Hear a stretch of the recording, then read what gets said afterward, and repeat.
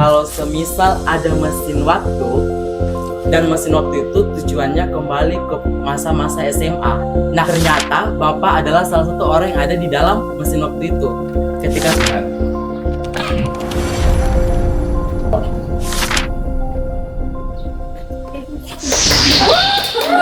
Assalamualaikum warahmatullahi wabarakatuh. Halo Sobat Semansa. Selamat datang di podcast Pendidikan UPTD SMA Negeri 1 Pasangkayu. Podcast ini guna untuk memperingati Hari Pendidikan Nasional tahun 2025. Dan dipersembahkan oleh OSIS UPTD SMA Negeri 1 Pasangkayu. Bersama saya Rekam Hamdi dan rekan saya Andi Nurfadila El. Jadi kali ini kita sedang bersama sosok yang sangat luar biasa dan sangat-sangat berpengaruh di UPTD SMA Negeri 1 Pasangkayu. Beliau adalah Kepala Sekolah UPTD SMA Negeri 1 Pasangkayu, Bapak Afas SPD MPD. Assalamualaikum Bapak, bagaimana kabarnya hari ini? Waalaikumsalam, Alhamdulillah kabarnya hari ini baik-baik saja. Alhamdulillah. Terima kasih Bapak karena sudah menyempatkan untuk hadir pada acara podcast pada sore hari ini. Di tengah-tengah kesibukannya Bapak, di hempit-hempitnya Bapak, di banyaknya urusan-urusan Bapak.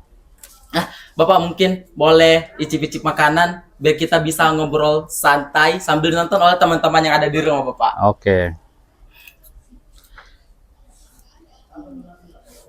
Nah, Pak, dari tadi kita ngobrol menggunakan bahasa baku yang kayak baku-baku banget. Boleh enggak Pak kalau kita ngobrol pakai bahasa daerah atau logat-logat daerah khas ini, Pasangkayu Bapak? Boleh. Mantap, boleh. Oke.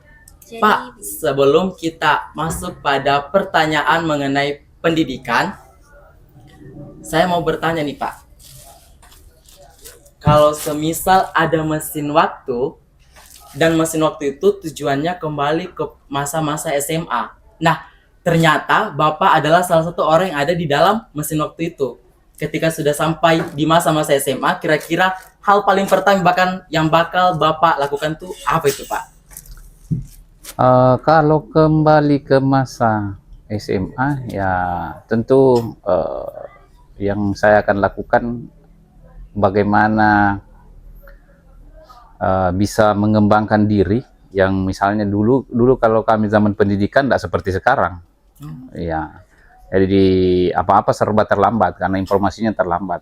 Jadi nanti saya sadari itu ternyata ada banyak kegiatan-kegiatan siswa yang saya lewatkan pada masa itu karena memang informasinya lambat. Seperti lomba-lomba, kami dulu tidak ada lomba karena informasi lomba itu lambat. Jadi kalau saya dikembalikan ke waktu itu, saya ingin sekali bagaimana bisa lebih berprestasi lagi waktu di masa itu, seperti itu. Jadi kalau Bapak kembali ke masa-masa SMA, Bapak mau lebih berprestasi, lebih tepat waktu lagi pada saat itu Bapak. Nah, Bapak satu kali lagi nih, saya mau minta pendapat pribadi Bapak, karena kan kadang saya scroll TikTok atau sosmed, nah videonya itu membahas tentang pendidikan Bapak. Ketika saya buka komentarnya itu ada yang bilang, ternyata sekolah itu sekarang begini ya, hanya tempat untuk menitipkan anak saja, bukan untuk belajar. Sangat berbeda dengan pendidikan zaman dulu dengan sekarang. Seperti Bapak yang bilang tadi, sangat berbeda dulu dengan sekarang. Kira-kira menurut Bapak itu bagaimana? Dari pandangan Bapak pribadi. Kalau pribadi saya melihat pendidikan itu sepertinya saya terbalik tadi dengan apa yang disampaikan ya. Karena menurut saya pendidikan itu semakin baik saja kalau menurut saya. Kenapa? Karena memang tantangannya berbeda.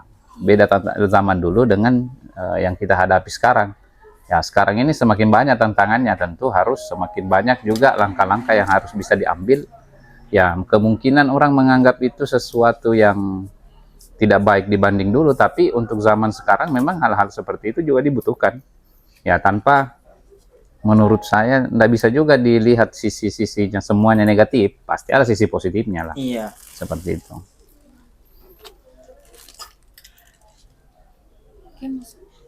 Oke, jadi saya ingin bertanya ini Ya. kita masuk ke topik inti ya Pak ya. Ya. Mengenai pendidikan Iya. Bapak. Jadi menurut Bapak apa sih makna di Hari Pendidikan secara pribadi dari Bapak? Ya, kalau kita melihat Hardiknas ini, kita kan beranjak ini dari kita memperingati sebenarnya hari lahirnya Bapak tokoh pendidikan di Indonesia itu Bapak Ki Hajar Dewantara. Ya tentu makna di balik itu adalah adanya semangat, ya semangat. Kalau saya pribadi sih setiap memperingati Hari Dignas itu ada semangat baru buat diri saya. Yang mana semangat itu tentu ditujukan untuk ke pendidikan. Ya, pendidikan tentunya saya harus bisa berusaha lebih baik lagi, bisa lebih giat lagi untuk menjalankan tugas saya sebagai pendidik, ya. Ya karena kebetulan saya sebagai kepala sekolah, ya tapi kan identitas saya sebenarnya kan guru. Ya, cuman diberi tugas sebagai kepala sekolah. Ya, tentu setiap perayaan Hari Dignas untuk pribadi saya, intinya saya harus bisa lebih baik lagi dan bisa berbuat lebih baik lagi dari sebelumnya untuk pendidikan, sebagaimana Ki Hajar Dewantara berjuang dulu untuk bagaimana bisa memeratakan pendidikan yang ada di Indonesia ini. Mungkin seperti itu kalau pribadi saya. Iya Bapak. Bagaimana kalau perjuangan Bapak Ki Hajar Dewantara tidak ada, bagaimana jadi kita ini Bapak ya? Ya, seperti itu. Iya. Semasa sekolah Bapak bisa tidak ceritakan keseruan-keseruan Bapak yang ada di sekolah selama Bapak sekolah itu kita lakukan apa aja Pak? Mungkin membaca, ikut ekskul apa Bapak? Ya. Kalau saya ekskul dulu saya juga di OSIS. Ya, OSIS, cuman wow. saya di bidang keagamaan dulu. Jadi ada kegiatan-kegiatan keagamaan karena dulu kan belum ada namanya Rohis. Kalau kami ya hanya di bidang keagamaan. Jadi semua kegiatan-kegiatan keagamaan itu dihandle oleh bidang saya. Saya masih ingat saya sebagai ketua bidang itu untuk kegiatan di sekolah. Keseruan lain ya tentunya bersama dengan teman-teman itu sudah pastilah. Masih sama seperti anak-anak zaman sekarang. Seperti itu. Menikmati waktu dengan teman-teman Bapak, kumpul-kumpul, segala macam. Dan pasti juga ada capeknya Pak ya? Ya, seperti itu. Tapi biasanya kalau anak muda sih tidak ada capeknya. Ya. Masih bugar Bapak, masih bugar, masih sehat. Masih kuat kan? Iya. Iya. Ngomong-ngomong Bapak ndak haus, mau minum lagi Pak? Sebentar lagi. Iya. Ya. Icip-icip Pak. Icip-icip Pak, mungkin boleh? Ya. Jadi karena sempat menyinggung tentang Ki Hajar Dewantara, menurut Bapak nih, bagaimana melihat evolusi pendidikan di Indonesia dari masa ke masa, terutama terkait dengan semangat dari Ki Hajar Dewantara sendiri? Ya, kalau seperti yang saya sampaikan awal tadi, saya selalu berpikir positif ya tentang pendidikan kita. Ya, semangat itu yang selalu diperjuangkan bagaimana bisa menjawab tantangan zaman. Kan seperti itu intinya. Pendidikan kan ini kalau kita lakukan hari ini, hasilnya belum kita nikmati hari ini. Itu dinikmati jangka panjang. Jadi memang di dunia pendidikan itu banyak persoalan. Perkembangan pendidikan yang mulai dari zaman dulu sampai sekarang ya menurut saya berkembang selalu ke arah yang baik dan menjawab tantangan zaman yang akan dihadapi ke depan. Yang itu intinya. Ya dari awal mungkin Ki Hajar Dewantara menginginkan hanya ada pemerataan pendidikan, berubah ke zaman bagaimana peserta didik lagi bisa lebih kreatif. Bahkan sampai sekarang ya sudah banyak sumber-sumber yang bisa didapatkan oleh peserta didik, bukan hanya dari guru. Ya mungkin dari dulu awalnya hanya guru karena memang keterbatasan. Kalau sekarang semakin berkembang. Jadi kalau menurut saya perkembangan, ada evolusi, ada perubahan itu ke arah yang lebih baik.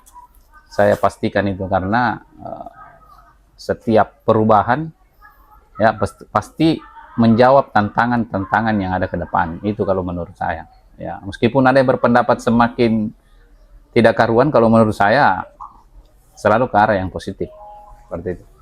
Iya Pak. Sekarang tuh siswa sudah semakin dipermudah karena teknologi. Ada juga namanya AI Pak. Kalau belajar makin dibantu juga. Kalau Gemini, tolong bantu saya kerja ini. Penjelasannya apa-apa ini.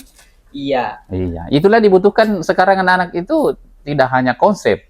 Ya, jangan hanya konsep saja peserta didik itu menunggu diajar lagi karena apa-apa itu sudah ada di genggaman kita. Betul Bapak. Tinggal sekarang bagaimana seperti yang diinginkan Ki Hajar Dewantara, bagaimana menumbuhkan pikiran sendiri tanpa mengesampingkan apa yang sudah ada sebelumnya, seperti itu. Iya Bapak. Iya. Tapi rata-rata beberapa siswa itu pada akhirnya tuh menjadi ketergantungan itu Bapak sama AI itu. Bahkan katanya semakin sering siswa ketergantungan pada AI, apa-apa selalu AI, akhirnya kreatifan mereka itu menumpul Bapak. Mereka akhirnya bakal menjadi sulit untuk memikirkan apa yang seharusnya dilakukan, apa yang seharusnya dibuat, karena mereka sudah ketergantungan dengan itu Bapak. Ya, ini sudah yang saya sampaikan tadi. Siswa kalau hanya menginginkan saja pengetahuan itu, seperti yang kita bisa cari di AI, cari di Gemini yang bertanya tadi, itu membuat sebenarnya kita tidak bisa berpikir lebih banyak lagi. Padahal yang diinginkan itu bagaimana mengembangkan pikiran dengan adanya itu tadi, bantuan itu. Ya, dikembangkan lagi lah menurut apa yang dia amati. AI itu kan dia semacam mesin, ya kan? Dia program. Ya mungkin menjawab dengan standar. Dia tidak mengerti apa yang terjadi di sekitar seperti di sekolah kita. Iya Bapak. Ya, kan itu yang bisa dikembangkan. Oh, ternyata seperti ini jawaban AI. Silakan lihat, kondisikan dengan apa yang Anda amati, baru Anda ramu sendiri sebagai siswa. Sehingga bisa lebih kreatif lagi. Itu maksud saya tadi. Iya. Oh iya. Betul juga Pak. Iya, harus seperti itu. Dan kebetulan nih Pak, kita belum tahu apa hobi Bapak ini selama masa sekolah. Kan selain ikut serta dalam kegiatan organisasi, kira-kira apa yang sering Bapak lakukan selain itu? Kalau hobi, saya sukanya olahraga dulu. Olahraga. Iya, olahraga. Olahraga biasa renang, tapi bukan kolam renang ya. Saya di pantai. Oh, di pantai. Ya, kalau ada kapal sandar ya biasanya kami, meskipun dipukul sama orang tua ya, kami juga pergi berenang juga. Ya, kalau hobi yang saya sempat tekuni bahkan sampai sekarang saya masih suka volleyball seperti itu. Karena di pantai juga biasa sering main volley ya Pak ya? Ya. Volley pantai. Kalau boleh tahu Pak, cita-citanya Bapak ini apa sih selain ini? Apakah Bapak pernah terbesit untuk menjadi kepala sekolah dengan saat ini? Kalau cita-cita saya dari SMA kelas 1 itu saya sudah punya cita-cita memang jadi guru. Kalau untuk kepala sekolah, saya belum kepikiran ke sana dulu, belum tahu ya. Ya kan memang kan guru, ujungnya itu kan kalau mau meningkat kepala sekolah, kemudian ke pengawas, ya, seperti itu. Ya kebetulan kemarin dipercayakan sebagai kepala sekolah, ya alhamdulillah juga. Dengan tugas yang sebenarnya lebih berat dari tugas seorang guru. Seperti itu. Syukur alhamdulillah ya Pak, dari guru yang ditugaskan lagi menjadi kepala sekolah yang tentunya lebih berat lagi Pak, lebih mengemban beban yang sangat banyak Bapak. Dan tentunya lebih sukses. Iya betul. Amin. Amin. Oh ya Pak, omong-omong pernah di apel pagi Bapak tuh singgung tentang Bapak yang mau maju menjadi calon bupati. Itu bagaimana itu Pak? Oh iya. Menurut pemikiran saya, kita hanya harus punya cita-cita, ya cita-cita. Misalnya sekarang jadi kepala sekolah, ya saya maunya jadi kepala dinas, saya maunya lagi ke atas, dan sampai yang pernah saya sampaikan bupati, ya kalau memang itu rezeki dan kita diantarkan ke sana, saya siap, ya dengan melihat kondisi yang ada di kabupaten kita, ya tentu. Kalau menurut saya setiap kita harus punya cita-cita untuk itu, ya, untuk memperbaiki. Bukan ceritanya mau hanya ingin menjadi bupati itu karena mau ada jabatan dan sebagainya, tidak. Tapi menurut saya, gimana kita bisa mengabdi bisa lebih baik lagi, ya seperti itu. Ya, Bapak. Ya. Untuk memperbaiki ya. Ya, artinya bukan juga saya anggap tidak baik sekarang ini, tapi kita harus punya target itu supaya itu bisa ada semangat kita untuk bekerja, belajar, dan berbuat sesuatu yang lebih baik lagi dari sebelumnya. Iya, jadi makanya saya bilang, bahkan kalau saya disuruh jadi gubernur, saya siap. Ya kan seperti itu. Nah, jadi saya juga sebenarnya itu saya sampaikan di apel supaya ada semangat buat anak-anak saya, siswa-siswa saya, bahwa kita harus punya cita-cita, tidak boleh datang sekolah-sekolah saja, tidak jelas, tidak ada tujuannya, cuma datang saja ketemu teman. Ya itu kan artinya semangat untuk belajar itu akan kurang. Beda kalau kita punya cita-cita, keinginan, ya semakin tinggi keinginan itu kan usahanya semakin berat pastinya.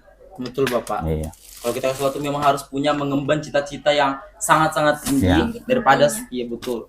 Daripada ke sekolah saja untuk main game, Ya, apa itu. ketemu segala macam, bolos, tidak ada gunanya manja-manja pagar Mila. Iya, karena tidak ada dorongan. Saya mau kemana nanti nih? Iya. Yang dipikirkan hanya sekolah, hanya seperti ini. Ya, kebiasaannya seperti umur-umur seperti kalian ini yang memikirkan kan yang di depannya saja. Belum terlalu jauh pikirannya. Ya, makanya kami sebagai guru di sekolah memberikan gambaran-gambaran itu. Bahwa tantangannya seperti ini ke depan, harusnya seperti ini. Ya, itulah tugas kami sebagai guru. Ya. Termasuk menyalurkan semangat itu kepada siswa, bagaimana supaya siswanya juga bisa semangat. Betul. Iya. Oke Pak, kalau boleh tahu Pak, bagaimana riwayatnya Bapak sehingga sampai di titik ini yang sangat sukses, bisa dibilang sangat sukses ya Pak untuk menjadi kepala sekolah di UPTD SMA Negeri Iya, Sukses. perjuangannya Bapak dari dulu hingga bisa sampai sekarang, motivasi apa yang bisa membuat Bapak selalu terus bangkit? Karena pastinya jika kita menuntun ilmu Bapak, pasti kita ada di fase dimana kita jatuh, kita terpuruk, tapi ada satu hal yaitu motivasi untuk membuat kita bangun lagi Bapak, kita kuat lagi untuk terus melangkah maju Bapak. Ya, kalau saya orangnya itu selalu optimis. Apa yang terjadi pada diri saya itu saya anggap itu adalah pelajaran. Ya. Setiap orang pasti mengalami masa-masa sulit. Tapi kalau kita menganggap kesulitan itu adalah hambatan, maka menurut saya akan susah untuk meraih apa yang kita inginkan. Kalau menurut saya apa yang saya hadapi, kesulitan itu adalah suatu tantangan yang harus bisa saya lewati. Waktu mulai dari SMA, saya kan 10 bersaudara. Iya. Wow. Iya, 10 bersaudara, orang tua hanya petani, ibu tinggal di rumah, ya. Kalau mau dipikir 10 anak untuk sekolah, kuliah, ya kalau sekarang orang berpikir tidak akan mampu. Tapi orang tua saya bisa menyekolahkan kami semua 10. Ya, beda dengan anak sekarang, biasa saya heran, uang jajan saja saya SMA itu sudah tidak ada. Ya, biasanya kami menabung, ya kemudian kami pergi. Tapi kalau kebanyakan anak sekarang berpikir itu adalah sesuatu yang penghambat dia, maka dia susah untuk sukses. Ya, itu yang terjadi sama saya. Pergi kuliah dulu, sekarang sudah ada bank, bisa transfer. Dulu saya tidak ada. Ya kan itu juga perjuangan. Pergi ke kampus biasa hanya mengantongi uang. Pergi saja, pulang itu belum jelas saya mau naik apa. Tapi saya ke kampus. Nanti di kampus cerita dengan teman, dan ternyata ada yang bantu bisa sampai di rumah. Itu perjuangan juga. Ya, sampai saya bisa selesai S1. Tentu semangat saya itu bagaimana bisa membanggakan orang tua tentunya. Ya. Kedua, bagaimana memperbaiki masa depan saya sendiri tentunya juga itu harus ada dalam diri. Ya, bukan hanya semata-mata mengikuti teman apa dan sebagainya. Kemudian saya sempat selesai S1 saya sempat honor di SMA 1 Pasangkayu ini. Kurang lebih 1 tahun, baru kemudian saya ditempatkan di SMA 1 Bambalamotu. Ya, itu berjalan sampai kurang lebih 15 tahun. Kemudian sempat pertama saya, kemudian S2 saya beasiswa. Ya, beasiswa dari Sulbar. Sampai itu beasiswanya ditanggung mulai dari awal sampai selesai. Ya, kemudian saya kembali mengabdi dan diangkat menjadi kepala sekolah. Jadi tantangannya banyak, tapi untuk penyemangat itu yang saya katakan tadi, saya orangnya setiap ada perubahan saya anggap itu adalah sesuatu yang lebih baik. Itu saja. Jangan selalu menganggap sesuatu itu tidak baik, ya, membuat kita kesulitan, tapi tidak, itu adalah membuat kita bisa lebih dewasa dan bisa menjadi lebih baik lagi tentunya. Gitu. Susah zaman dulu deh. Ya. Apa tuh? Ribet. Komunikasi Ya. susah. Komunikasi susah, kendaraan Ya, susah, tidak ada handphone, ya kan? apa susah, Iya. lambat informasi lagi tuh sering sekali Iya. Bapak ya. Nah, jadi Pak, menurut dari kisahnya Bapak itu sangat inspiratif sekali. Iya, Jadi apalagi untuk kira-kira anak-anak muda. apa sih syaratnya Bapak untuk menjadi pribadi yang sukses, terutama dalam dunia pendidikan? Iya, kalau saya untuk sarannya, ya, baik itu mungkin buat teman-teman seperjuangan, artinya sesama pendidik, ya, kalau saya tetap semangat dengan tugas yang kita sudah emban. Ya, Jangan dijadikan tugas ini hanya sekedar menggugurkan kewajiban, tapi bagaimana lebih semangat lagi bahwa banyak anak-anak atau siswa yang ada di sekolah itu yang membutuhkan kita. Ya, seperti itu. Harus lebih semangat lagi, jangan hanya menggugurkan kewajiban itu tadi. Itu yang untuk yang pertama. Kalau untuk tentu untuk siswa-siswa, untuk remaja, ya kalau bisa semangat itu harus ditanamkan tadi. Ya, dimulai direncanakanlah kehidupannya dari sekarang. Ya, mulai dari menentukan cita-citanya harus ada, tentunya kan. Iya. Kemudian carilah hal-hal yang positif, ya. Betul. Cari hal-hal yang positif yang bisa membangun, ya, mengembangkan potensi anak-anakku sekalian tentunya. Ya, kalau ada pengaruh-pengaruh buruk itu tantangan itu, ya. Dan difilter, kemudian bisa kita cari bagaimana menyelesaikan persoalan. Ya, karena sekarang itu masalah remaja itu kompleks sekarang. Iya, Beda Bapak, kita betul. dulu. Banyak apa yang mungkin belum bisa diketahui itu sudah bisa dilihat. Kemudian termasuk bermedia sosial. Media sosial itu kan tidak ada filter di situ. Iya. Ya, ada hal yang tidak baik, ya, yang sekarang marak itu hal-hal yang negatif. Kemudian pikiran kita itu adalah sesuatu yang baik dan biasa. Iya. Itu yang biasa membuat sehingga kita bisa, anak-anakku sekalian mencontoh itu. Padahal harusnya ada filter buat anak-anakku sekalian. Ternyata ini hanya film misalnya, ya. Ini hanya menghibur, ini hanya sekedar supaya orang banyak lihat medsosnya kan. Iya. Ya, harusnya bisa difilter itu. Jangan dilihat, oh begini rupanya. Oh begini rupanya. Ya, jangan. Itu yang seperti itu kan sebenarnya dilakukan kebanyakan hanya untuk sekedar bagaimana menaikkan rating orang yang nonton. Ya, jadi anak-anakku sekalian harus punya filter itu tadi. Jadi untuk remaja, lihatlah perjuangan Ki Hajar Dewantara untuk bagaimana pendidikan ini bisa menjadi lebih baik tentunya. Betul sekali, Iya. Bapak. Jangan sampai di tangan anak-anakku sekalian nanti pendidikan ini menjadi tidak baik. Yang tidak baik. Iya. Takut. Karena siapa yang mau diharap ke depannya kalau bukan kalian semua kan? Iya, Bapak. Iya. Generasi Itu, emas, generasi. Gen Z. Memang dari cerita Bapak tadi sangat menginspirasi kami anak-anak muda. Apalagi kan ada kata-kata yang katanya itu apa yang kita pikirkan maka itulah kita. Dengan Bapak yang selalu berpikir optimis, berpikir positif, percaya bahwa semua itu bisa dilalui, tidak dibawa beban, maka semua itu bakal dimudahkan sama yang kuasa juga Bapak. Karena apa yang kita pikir itu berarti itu yang terjadi pada kita juga. Iya, terus sosmed rata-rata anak-anak muda itu hanya untuk cari-cari view saja Bapak. Ya. Bahkan konten-konten tidak baik pun dianggap apa ya, biasa, normal, dinormalisasikan, padahal seharusnya itu salah. Di norma-norma melanggar peraturan, melenceng. Bahaya juga ya Pak ya. Nih, jadi mau lagi bertanya Bapak. Bagaimana tuh cara sekolah untuk beradaptasi dengan perkembangan zaman teknologi dalam dunia pendidikan?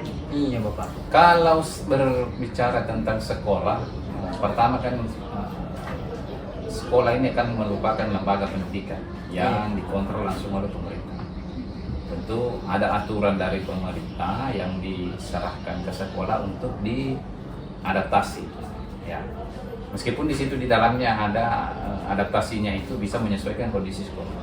Ya, itulah yang kami lakukan di sekolah. Jadi kalau di sekolah ini tentu ada rambu-rambu yang diikuti, termasuk kurikulum. Ya.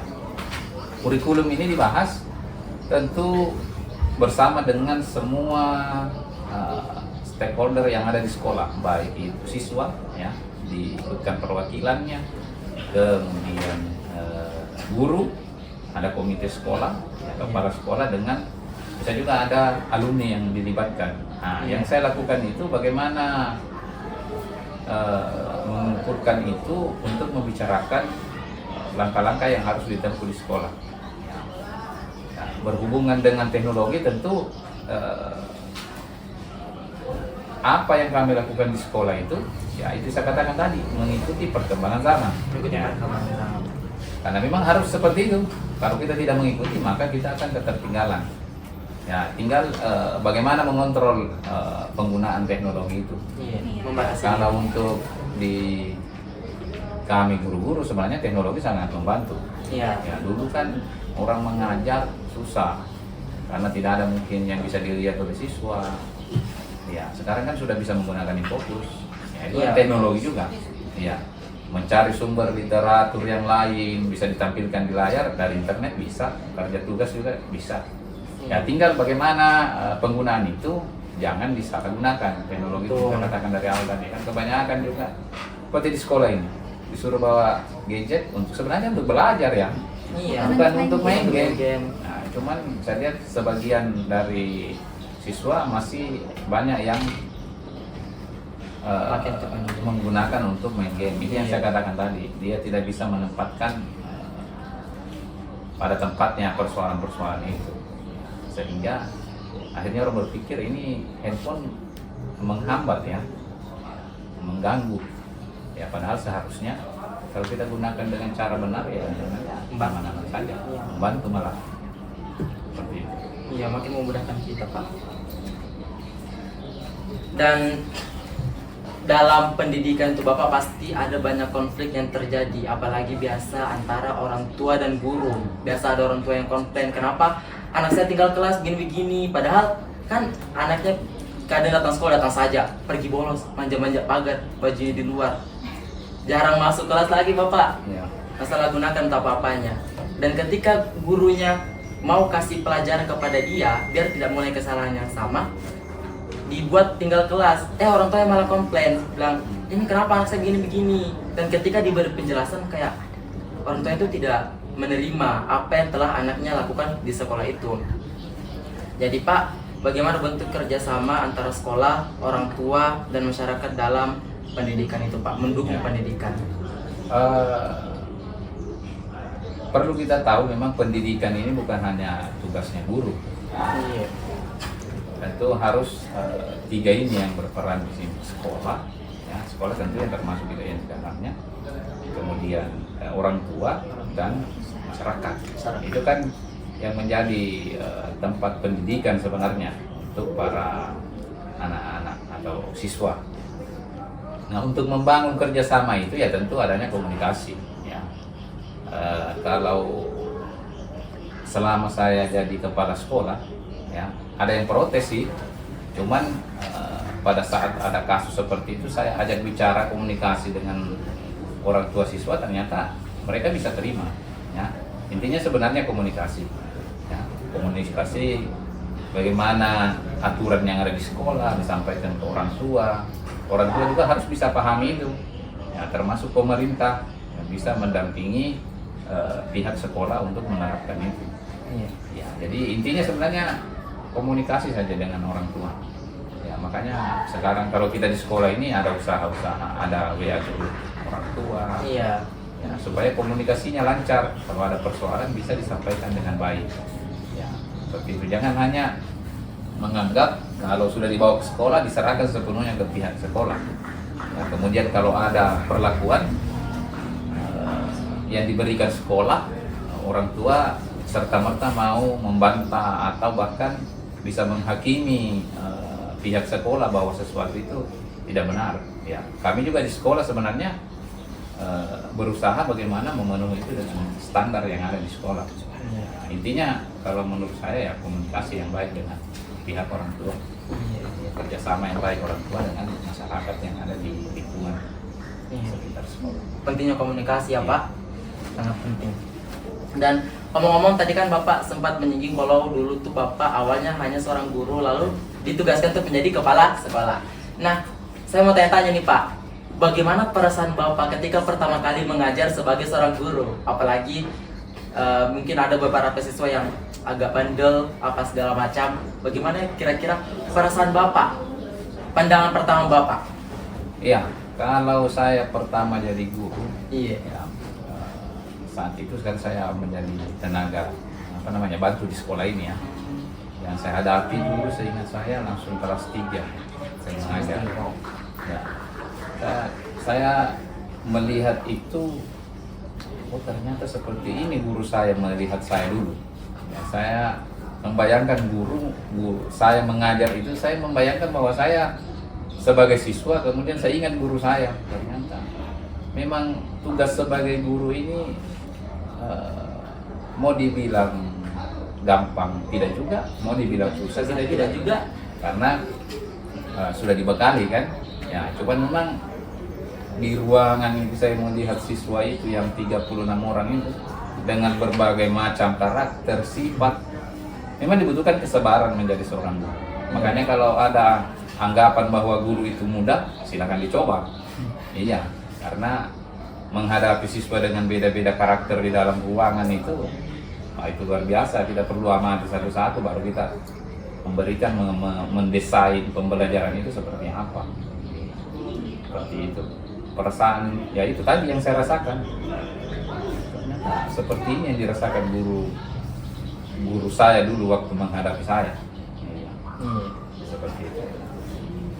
Pasti kadang juga sedih ya Pak, kalau memikir dulu kita sebagai gurunya, kita ingat gurunya kita, apalagi kadang kita tidak mendengar kayak, oh ternyata begini rasanya jadi guru, begini dirasakan guruku. Mau sedih juga di depan siswa, rasanya kita harus sabar untuk hadapi mereka dan berbagai karakter yang bermacam-macam. Iya. Jadi memang dibutuhkan kesabaran kalau menjadi guru. Iya. Seperti itu. Kesabaran ekstra. Kesabaran, tekun, ya tentu yang intinya juga ya selalu menambah pengetahuan bagaimana menghadapi peserta didik yang ada seperti itu. Kalau untuk sedih, saya jarang sedih sih kalau memikirkan siswa saya. Ya kalau masalah emosi kan itu manusiawi. Iya. Ya, mungkin 2-3 kali teguran itu tidak dihiraukan, ya biasanya ada juga perasaan emosi, tapi harus selalu ditenangkan diri kita bahwa kita ini mau mendidik. Betul. Seperti itu. Ya, meskipun mungkin ada hukuman yang biasa diberikan kepada siswa, kalau zaman saya dulu masih main kayu, ya. Iya. Saya mengajar dulu masih seperti itu, tapi pikiran saya tidak pernah menganggap itu benci kepada siswa itu, tidak. Justru saya dulu itu kita anggap itu adalah ungkapan kasih sayang kita ke anak untuk memperhatikan dia. Ya, meskipun bergeser nilai-nilai itu yang sampai sekarang itu sudah tidak bisa dilakukan lagi. Ya, kan seperti itu. Tapi niat kalau saya itu tadi, saya selalu menganggap itu positif. Ya, positif, tinggal bagaimana memang memahamkan kepada peserta didik. Bagaimana seperti itu nilai-nilai yang perlu dijaga. Iya. Untuk mendidik itu Pak. Ya. Oke, makan Pak. Dulu Pak. Minum, mungkin Bapak harus mau minum teh kah, minum kopi, minum Kamu nanti makan? es. Ya. Makan Bapak. Pilihnya makan sendiri. Oi. Wah, luar biasa nih. Agak murah loh ya. Agak pedis. Aduh. Mau apa Pak? Mau minum kopi, mau minum teh, mau minum es, semua ada Pak. Warung Uncle Butu. Saya sudah jarang minum minuman seperti itu. Ah. Lalu minumnya begini, putih aja. Biar sehat Bapak. Menjaga kesehatan. Tuh. Orang muda masih bisa mungkin ya, tapi hati-hati. Tadi Pak banyak kasus yang minuman-minuman itu. Hati-hati kalau berlebihan.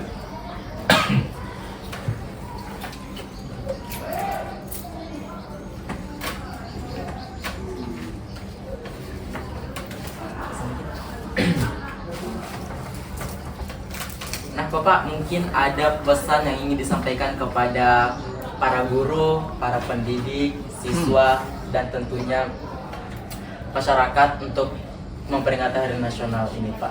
Kata-kata mungkin motivasi buat mereka biar mereka lebih semangat untuk belajar, bahkan juga untuk mendidik Bapak. Ya, kalau kata motivasi ya, secara keseluruhan saya bisa sampaikan, kita jalankan tugas kita masing-masing, baik itu pendidik, baik itu peserta didik, baik itu orang tua, masyarakat. Tugas pendidikan itu tidak boleh diserahkan ke satu orang. Iya. Ya, saya mau kita tetap semangat dengan melihat sejarah susahnya awalnya ini pendidikan, sehingga kita bisa dengan aman, bisa dengan nyaman menikmati pendidikan sekarang ini kan itu dihasilkan dari perjuangan. Ya, perjuangan para pahlawan untuk memerdekakan bangsa ini, kemudian memikirkan supaya ada pendidikan. Ya, itulah yang bisa jadikan momentum. Jadi hari Hardiknas ini tanggal 2 Mei kita harus menjadikan momentum untuk lebih semangat lagi untuk menjalankan tugas, ya, menjalankan apa yang kita inginkan, ya. Kesuksesan itu kalau menurut saya ukurannya berbeda-beda. Iya. Tidak meski semua sukses itu, kalau ukurannya orang sukses harus jadi bupati, ya berarti banyak orang tidak sukses. Kan hanya satu bupati. Ya, jadi kepala sekolah orang bilang itu adalah sukses, berarti banyak yang tidak sukses. Karena banyak tidak kepala sekolah. Kan seperti itu. Masing-masing kita punya kesuksesan yang berbeda. Intinya kalau menurut saya, jadikan setiap